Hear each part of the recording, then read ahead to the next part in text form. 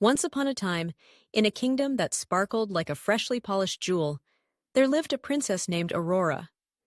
She was known far and wide for her beauty, with long flowing hair that shimmered like spun gold, and a smile that could light up the gloomiest of days. However, her life was anything but ordinary. While most princesses danced at grand balls and rode horses through enchanted forests, Aurora had been trapped in a deep slumber for what felt like an eternity, ensnared by a peculiar spell that had turned her into the kingdom's most famous sleeping beauty. The spell had been cast by a well-meaning witch named Gertrude. Gertrude was a bit of an oddball in the realm of magic. She was the kind of witch who would accidentally turn her cat into a pumpkin while attempting to brew a potion for a sore throat.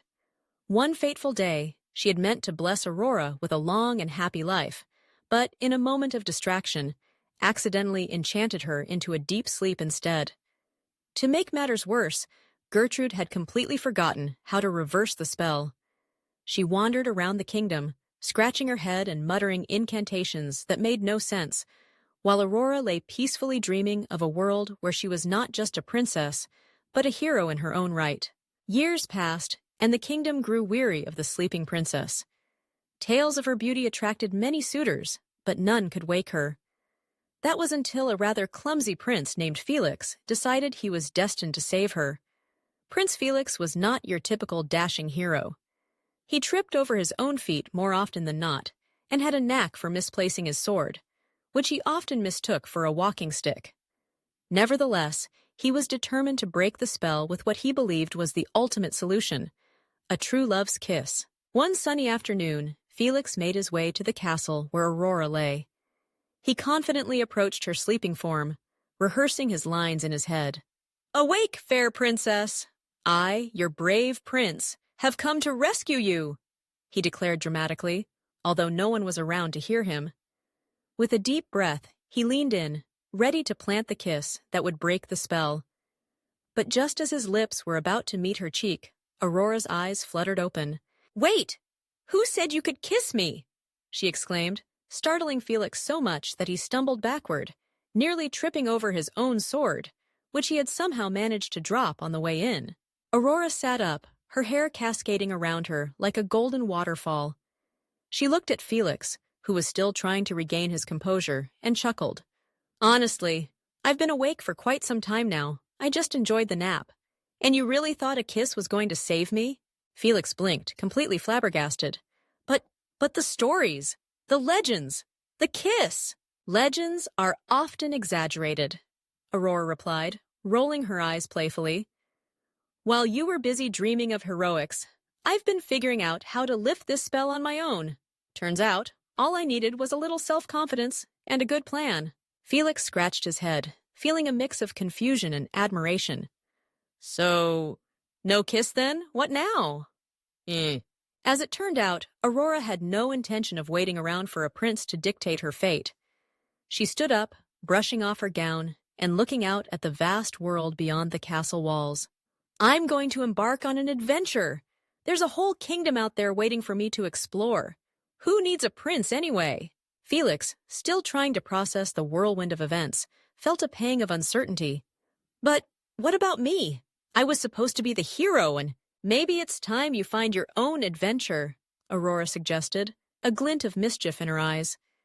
"You could use some self-discovery too. Ever thought about cake baking? I hear it's all the rage in the kingdom." And so, with a newfound determination, both Aurora and Felix set off on their separate paths. Aurora traveled through enchanted forests, climbed mountains, and learned to wield a sword. Not for fighting, but for carving her own destiny. She met wise sages, befriended mischievous fairies, and even danced with a few charming rogues along the way. Each experience taught her that being a princess was more than just wearing a crown. It was about embracing her independence and finding joy in her own adventures. Meanwhile, Felix found himself at a crossroads. He decided to take up sword fighting, but quickly realized he was better suited for the kitchen than the battlefield. He enrolled in a cake-baking class, where he discovered the joy of mixing flour and sugar, and the thrill of watching his creations rise in the oven. He became the talk of the kingdom, not for his swordsmanship, but for his incredible pastries, which were said to have magical properties of their own, like making people smile or helping them forget their troubles, if only for a moment. As for Gertrude, the witch who had started it all, she found her calling in a charming little café that she opened in the heart of the kingdom. With her magical brews that could lift spirits and her delicious pastries that could heal hearts, her café became the most popular spot in the realm. Young heroes and heroines often visited, seeking her wisdom and advice. Gertrude became a mentor, sharing her lessons learned from her own blunders and reminding them that even the most well-meaning intentions could lead to unexpected outcomes. In the end, the kingdom flourished with laughter, adventure, and a sense of community. Aurora and Felix, having embraced their own journeys, often crossed paths, sharing stories of their exploits over coffee and cake at Gertrude's café. They realized that true heroism wasn't about saving someone else. It was about saving oneself and finding joy in the journey. And so, the moral of this whimsical tale became clear. Fairy tales don't always unfold as expected, but with a little humor, independence, and self-growth, they can turn out even better than before.